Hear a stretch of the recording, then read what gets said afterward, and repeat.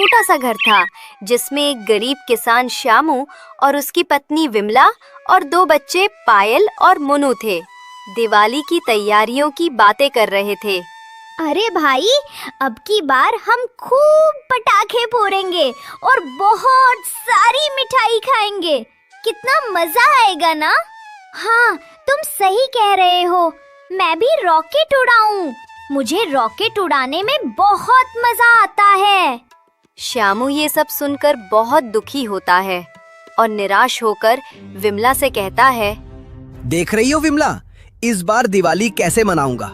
खेत में काम भी ठीक से नहीं हुआ और पैसे भी खत्म हो गए। बच्चों की आंखों में उम्मीद देखकर मन टूट जाता है। अजी आप चिंता मत करो, भगवान कुछ रास्ता जरूर दिखाएगा। हर बार हम जैसे तैसे दिवाली मनाते हैं, इस बार भी कोई जुगाड़ हो जाएगा। श्यामू जैसे तैसे बाजार की ओर चला जाता है। उसका मन उदास था। बाजार में अमीर लोग पटाखे, मिठाई और कपड़े खरीद रहे थे। हर दुकान सजावट और रोशनी से सजी हुई थी। वो देखते हुए अमीर चंद की दुकान की ओर बढ़ता है। अरे श्यामू, तुम यहाँ क्या करने आए हो? तुम जैसे गरीब लोग भी दिवाली मनाते हैं क्या? सेठ जी, कोई छोटा मोटा काम हो तो बता दीजिए। बस इतना मिल जाए कि बच्चों के लिए कुछ कपड़े और मिठाई खरीद सकूं। तुम काम करोगे? तुमसे तो अपनी गरीबी भी नहीं संभल रही। काम क्या करोगे? श्यामू चुपचाप वहाँ से चला जाता है। उसकी आंखों में आंसू थे, लेकिन वो कुछ कह नहीं पाता। वो मंदिर में भगवान के सामने हाथ जोड़कर खड़ा हो जाता है और प्रार्थना करता है। हे भगवान, इस बार मेरी मदद करो। मेरे बच्चों की आंखों में जो उम्मीद है वो ना टूटे। आखिर इतनी गरीबी क्यों है? मैं तो बहुत काम करने का प्रयास करता हूँ। थोड़ी देर बाद जब श्यामू मंदिर से बाहर निकलता है, तभी एक बूढ़ी औरत उसके पास आती है। उसके कपड़े पुराने थे, लेकिन उसकी आंखों में एक चमक थी। बेटा, तुम बहुत परेशान लग रहे हो, क्या हुआ? क्या बताऊं अम्मा, मेरे पास इस बार दिवाली मनाने के लिए कुछ भी नहीं है। बच्चे दिवाली मनाने की आस में हैं, लेकिन मैं कुछ नहीं कर पा रहा। जहां भी काम की तलाश में जाता हूं, लोग मेरा मजाक उड़ाते हैं। बेटा, तुम चिंता मत करो, भगवान ने तुम्हारे लिए रास्ता बनाया है। ये लो कुछ पैसे हैं, शायद तुम्हारे काम आ जाएं। अम्मा, इस उम्र में तो मुझे आपकी सहायता करनी चाहिए, लेकिन आप मेरी सहायता कर रही हैं। इसका एहसान मैं कैसे चुका पाऊंगा? बेटा, तुम बहुत नेक दिल इंसान लग रहे हो। तुम भी किसी की सहायता करना। श्यामू बूढ़ी अम्मा से पैसे लेकर उन्हें धन्यवाद कहता है और वहाँ से चला जाता है। श्यामू उन पैसों से बाजार से थोड़ा सा मिठाई, कुछ दिए और छोटे पटाखे खरीदता है। बाजार की चकाचौंध के बीच वो इन छोटी छोटी चीजों से भी खुश रहता है, क्योंकि अब वो अपने बच्चों को कुछ दे सकता था। अपने बच्चों के चेहरे पर मुस्कान ला पाऊंगा, यही मेरी सबसे बड़ी खुशी है। श्यामू घर आता है। बच्चे उसके आने का इंतजार कर रहे होते हैं। वो उनके सामने मिठाई और पटाखे रखता है। पायल और मुनु खुशी से झूम उठते हैं। पापा पापा, अपने पटाखे लाए हैं।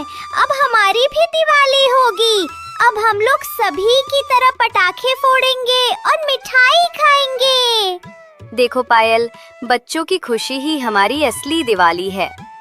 हाँ विमला, इनकी खुशी के आगे कुछ भी मायने नहीं रखता। अमीर चंद की दिवाली की तैयारियां हो चुकी थीं। घर को शानदार ढंग से सजाया जा रहा था। मिठाई, कपड़े और पटाखों का ढेर लगा हुआ था। घर के बच्चे नए कपड़े पहन रहे थे। इस बार की दिवाली सबसे धूमधाम से मनाई जाएगी। मेरे बच्चे सबसे महंगे पटाखे फोड़ेंगे और हमारा घर सबसे ज्यादा जगमगाएगा। श्यामू गांव के बाहर काम की तलाश में घूम रहा था कि अचानक उसकी मुलाकात रामू नाम के एक व्यक्ति से होती है, जो उसका पुराना साथी था। क्या हुआ? तुम बहुत परेशान दिख रहे हो। क्या बताऊं, सभी लोग दिवाली धूमधाम से मना रहे हैं। मैं भी थोड़ा बहुत पैसे इंतजाम करके कुछ मिठाई और पटाखा अपने बच्चों को दिया, लेकिन कपड़े नहीं खरीद पाया। इसीलिए कोई काम की तलाश कर रहा हूँ। दिवाली सर पर है और मेरे पास बच्चों के खुशी के लिए कुछ नहीं। तो कुछ करना ही होगा। कुछ काम मिल जाए तो मदद हो जाएगी। तू चिंता मत कर श्यामू, मेरे पास एक छोटा काम है। चल मेरे साथ कुछ मजदूरी कर ले। श्यामू थोड़ी राहत महसूस करता है और रामू के साथ चल पड़ता है। जाकर खेत में काम करने लगते हैं। दोनों मिलकर खेत की सफाई और थोड़ी बुआई कर रहे थे। काम खत्म होने के बाद रामू श्यामू को कुछ पैसे देता है। ये ले श्यामू, तेरे मेहनत की कमाई। अब अपने बच्चों के लिए कुछ अच्छा कर लेना। धन्यवाद रामू, तुमने मेरी बहुत मदद की। भगवान तुम्हें खुश रखे। श्यामू काम से वापस घर आता है। विमला दरवाजे पर खड़ी उसकी प्रतीक्षा कर रही थी। क्या जी, काम मिला क्या कोई? हाँ विमला, रामू ने हमारी मदद की है। अब हम और कुछ खरीद सकते हैं बच्चों के लिए। श्यामू बच्चों के लिए कुछ और मिठाई और कपड़े लेकर आता है। विमला मुस्कुराती है और उसे राहत महसूस होती है। अगले दिन दिवाली थी। अमीर चंद का घर रोशनी से जगमग रहा था। उसके घर में बड़ी पार्टी हो रही थी। महंगे पटाखे फोड़े जा रहे थे। उसका बेटा अमर सबसे बड़े पटाखे जलाने की तैयारी कर रहा था। इस बार सबसे बड़ा पटाखा तुम्हारे हाथों से फटेगा। देखना, पूरा गांव जलते हुए देखेगा। पापा, ये पटाखे तो आसमान को रोशन कर देंगे। सभी गरीबों को देखकर जलन होगी। श्यामू का घर छोटा था, लेकिन वहाँ की दिवाली बच्चे छोटे छोटे दिए जलाते हैं और थोड़े से पटाखे फोड़ते हैं। घर में सादगी है, लेकिन दिलों में खुशी और संतोष की चमक है। ये छोटे छोटे दिए भी कितनी बड़ी रोशनी कर रहे हैं। हाँ, ये दिवाली हमारी अब तक की सबसे अच्छी दिवाली है। अमीर चंद के बेटे अमर ने बड़ा पटाखा जलाया, लेकिन अचानक से वो पटाखा उल्टा फूटता है और घर में आग लग जाती है। सब लोग घबरा जाते हैं। अरे भाई, बचाओ बचाओ, सब जल्दी से पानी लाओ, हमारा सारा सामान जल रहा है। आग तेजी से फैलती है और आग इतनी तेज होती है कि किसी की हिम्मत नहीं होती कि कोई आग बुझाए। देखते ही देखते हवेली पूरी तरह से जल जाती है। फिर अगली सुबह अमीर चंद की हवेली जल चुकी थी। वो टूटे हुए मन से गांव की गलियों में घूम रहा होता।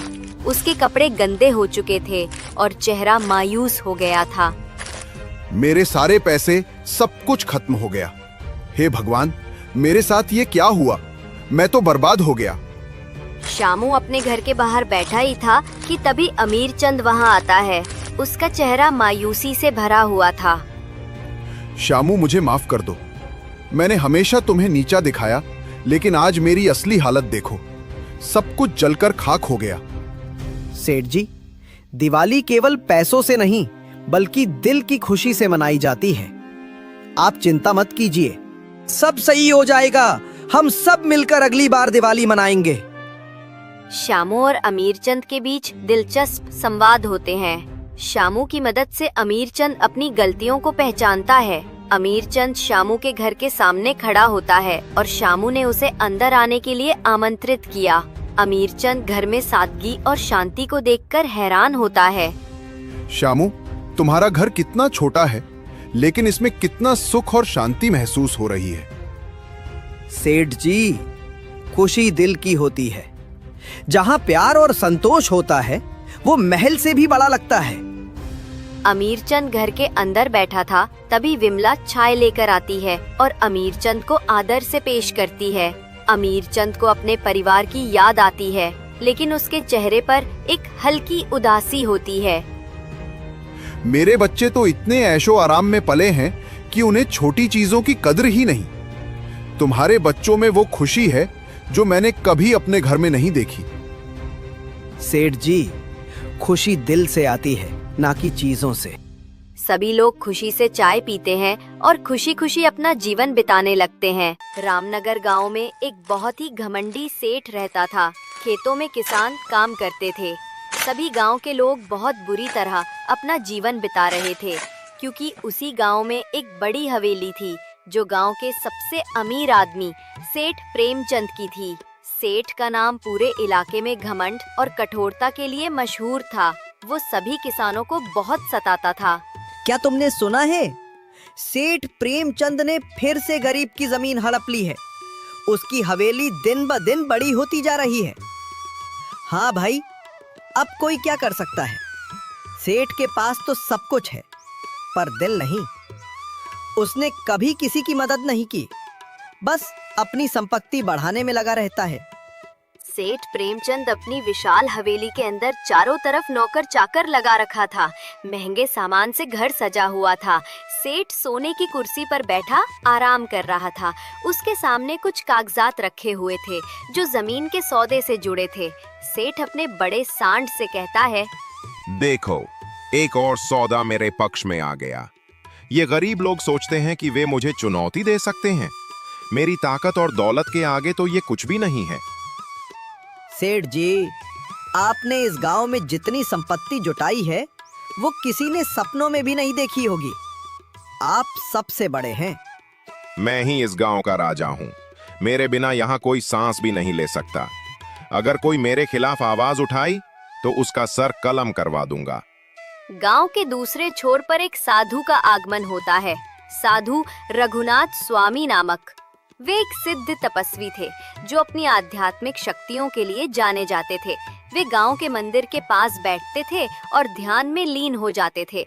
कुछ गांव वाले उन्हें देखकर प्रसन्न होते थे और उनके पास जाते थे। एक दिन साधु महाराज रामनगर गांव में आते हैं और सभी को ज्ञान की बात बताते हैं। अरे भाई, सुना है साधु महाराज हमारे गांव आए हैं। कहते हैं कि वे बहुत सिद्ध पुरुष हैं जिनके पास अद्भुत शक्तियां हैं। अगर कोई उनकी सेवा में रहता है तो उसकी हर मनोकामना पूर्ण होती है। सेठ को जब साधु के आने की खबर मिलती है तो वो इसे तुच्छ समझता है।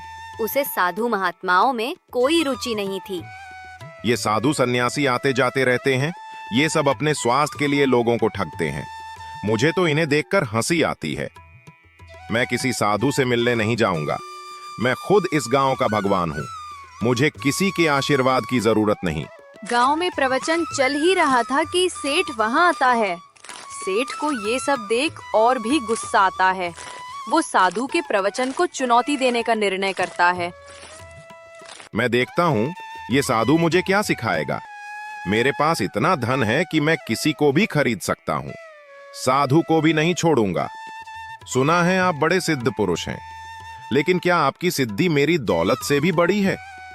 मैं आपको बहुत धन दे सकता हूं, बस मेरे लिए एक काम कीजिए। मेरे घमंड की प्रशंसा कीजिए। धन से बड़ा कुछ नहीं होता, ये सोचने वाला व्यक्ति अंततः दुख में डूब जाता है। घमंड केवल विनाश का कारण बनता है। ये सब बातें आप गरीबों को सिखाइए। मेरे पास सब कुछ है, मुझे किसी शिक्षा की जरूरत नहीं। साधु महाराज सेठ को विनम्रता से चेतावनी देते हैं, लेकिन सेठ उसे मजाक में लेता है। तू अपने घमंड को छोड़ दे, ये घमंड तुझे अंधकार में ले जाएगा। अगर तू नहीं सुधरा तो तुझे इसका परिणाम भुगतना होगा। आपके श्राप से मैं डरने वाला नहीं हूं।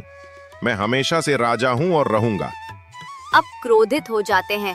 उनका चेहरा कठोर हो जाता है। वे सेठ को श्राप देने का निर्णय करते हैं। सेठ, तेरे इस घमंड और निर्दयता का अंत अब हो चुका है। मैं तुझे श्राप देता हूं कि आज से तू एक शेर बनेगा, क्योंकि तेरे अंदर इंसानियत मर चुकी है। साधु के श्राप देते ही अचानक आसमान में बिजली चमकती है। सेठ की आंखों में भय झलकता है। सेठ का शरीर कांपने लगता है और वो धीरे धीरे एक भयानक जंगली जानवर में बदलने लगता है। नहीं नहीं, ये मेरे को क्या हो रहा है? हे साधु, मैं तुझे नहीं छोड़ूंगा। मुझे बचाओ, बचाओ। देखते ही देखते सेठ पूरी तरह से एक जंगली शेर में बदल जाता है। वो दहाड़ता है और जंगल की ओर भागता है। गांव के लोग ये सब देखकर बहुत डर जाते हैं। गांव के लोग डर के मारे अपने घर चले जाते हैं। साधु चुपचाप और कुछ गांव वाले उनसे पूछते हैं। सेठ शेर बनके जंगल की ओर भाग जाता है। उसकी आंखों में अब भी घमंड की ज्वाला जल रही थी, लेकिन उसका शरीर जानवर का हो चुका था। वो जंगल की ओर चला जाता है। ये तो मेरे साथ बहुत गलत हुआ। ये श्राप मेरी पूरी जिंदगी बर्बाद कर देगा। मुझे अपनी पुरानी स्थिति में वापस आना होगा, पर कैसे? अब जंगल में भटकते भटकते जानवर की तरह जीने को मजबूर हो जाता है। वो जानवरों की तरह शिकार करता और उन्हें खाने को मजबूर हो जाता है। पेड़ों के नीचे सोता है और उसे अपने घमंड का धीरे धीरे एहसास होने लगता है। मैंने कभी सोचा भी नहीं था कि मैं एक दिन ऐसा जीवन जीऊंगा। जो लोग मेरे सामने झुकते थे, अब मैं उन्हीं की तरह संघर्ष कर रहा हूँ। गांव में लोग साधु महाराज की प्रशंसा करते हैं। साधु ने सेठ को जो श्राप दिया था वो सबके सामने स्पष्ट हो चुका था। साधु महाराज ने सेठ को उसकी सही जगह दिखा दी। घमंड करने वाले का यही हश्र होता है। हमें साधु महाराज की शिक्षा का पालन करना चाहिए ताकि हम भी सही राह पर रहें। सेठ जंगल में एकांत में बैठा था और वो अपने घमंड और अपने पुराने व्यवहार के बारे में सोचता था। मैंने कितना अन्याय किया, लोगों का हक छीन लिया, साधु का अपमान किया। अब मुझे अपनी गलतियों का पश्चाताप करना होगा, वरना मैं इसी तरह जानवर बना रहूंगा। इधर गांव के लोग साधु से मिलने जाते हैं और उनसे निवेदन करते हैं कि सेठ को माफ कर दे और उसे इंसान बनाए। जब तक सेठ सच्चे मन से अपने पापों का प्रायश्चित नहीं करेगा, तब तक वो इस रूप में ही रहेगा। सेठ अब अपने शेर के रूप में गांव जाता है। वो साधु के पास जाने का निर्णय करता है। वो गांव के बाहर शिव मंदिर के पास जाता है, लेकिन गांव वाले उसे देखते ही भयभीत हो जाते हैं। ये वही शेर है जो वापस आ गया। ये वही सेठ है जिसे साधु महाराज ने शेर बना दिया था। भागो, कहीं ये हमें नुकसान ना पहुंचा दे। लेकिन सेठ किसी को नुकसान नहीं पहुंचाता। वो धीरे धीरे साधु के पास जाता है और साधु के सामने सिर झुकाकर बैठ जाता है, जैसे पश्चाताप कर रहा हो। साधु उसे शांत निगाहों से देखते हैं। महाराज, मुझे माफ कर दो। मैंने आपसे और गांव वालों से बहुत बड़ी गलती की। मैंने अपने घमंड में दूसरों का हक छीन लिया। अब मुझे अपनी गलती का पूरा एहसास हो गया है। कृपया मुझे माफ कर दो। तुझे अपने कर्मों का फल मिल गया है। घमंड, लालच और क्रूरता के रास्ते पर चलकर तूने अपनी आत्मा को अहंकार में बदल लिया था। भगवान ने तुझे इस श्राप के रूप में सही राह दिखाने का अवसर दिया है। अब यदि तुझे सच में अपने पापों का प्रायश्चित है, तो तुझे सच्चे दिल से प्रायश्चित करना होगा। सेठ रोते हुए अपनी पुरानी गलतियों का बयान करता है और सच्चे दिल से प्रायश्चित करने का वचन देता है। महाराज, मैं अपनी सारी संपत्ति गरीबों में बांट दूंगा। मैं कभी किसी को दुख नहीं दूंगा। मुझे माफ कर दो। मुझे इंसान बना दो। मैं अपने जीवन को बदल दूंगा। पश्चाताप के बिना कोई श्राप समाप्त नहीं होता। ये अच्छा है कि तुझे अपनी गलती का एहसास हुआ। अब तुझे अपने कर्मों से ये सिद्ध करना होगा कि तू सच में बदल चुका है। गांव वाले साधु और सेठ की बातें सुन रहे होते हैं। वे कुछ हद तक घबराए हुए थे, लेकिन साधु पर भरोसा रखते हैं। महाराज, क्या ये शेर सच में सेठ है? और क्या इसका घमंड टूट गया है? हाँ, ये वही है। और अब इसे अपनी गलतियों का एहसास हो गया है, परंतु इसे अब खुद अपने पापों का प्रायश्चित करना होगा। साधु महाराज अपनी आंखें बंद करते हैं और ध्यान करते हैं। कुछ समय बाद उनकी आंखों से दिव्य आभा निकलती है और सेठ के ऊपर बिखरती है। धीरे धीरे सेठ का शेर का रूप समाप्त होता जाता है और वो फिर से इंसान बन जाता है, लेकिन अब उसके चेहरे पर विनम्रता और पश्चाताप की झलक स्पष्ट दिखाई देती है। धन्यवाद महाराज, आपने मुझे फिर से इंसान बना दिया। मैं अब पूरी तरह से बदल गया हूँ। गांव वाले ये चमत्कार देखकर दंग रह जाते हैं। मैंने आप सबके साथ बहुत अन्याय किया है। मैंने गरीबों की संपत्ति छीन ली, उनकी दुर्दशा का मजाक उड़ाया। अब मैं वादा करता हूं कि मैं अपनी सारी संपत्ति उन लोगों में बांट दूंगा जिनसे मैंने अन्याय किया था। अब मैं आपके बीच एक